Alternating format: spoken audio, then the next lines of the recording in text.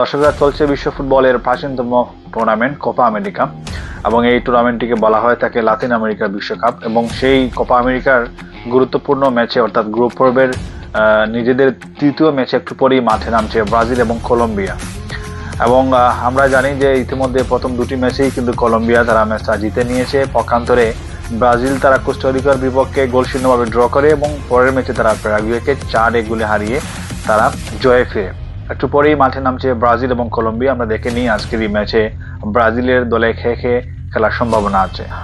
আজকের ম্যাচে যারা ব্রাজিলের হয়ে খেলতে পারেন, গোলরক্ষক আলিসন, ডিফেন্ডার যারা থাকবেন ওয়েন্ডেল, দানিলো, মার্কিনিউস, এদের মিলিতাও। মিডফিল্ডে যারা থাকতে পারেন Joao Gomes, Bruno Guimaraes, Lucas Paqueta. এবং ফরওয়ার্ডে যারা থাকতে পারেন ভিনিসিয়াস জুনিয়র, রদ্রিগো এবং রয়েছেন সাবিনো। আজকের ম্যাচে আসলে কে জিততে পারে এবং ম্যাচের ফলাফলটা কি হতে পারে আপনি অবশ্যই আপনার প্রেডিকশন জানিয়ে দিতে পারেন আমাদের সাথেই।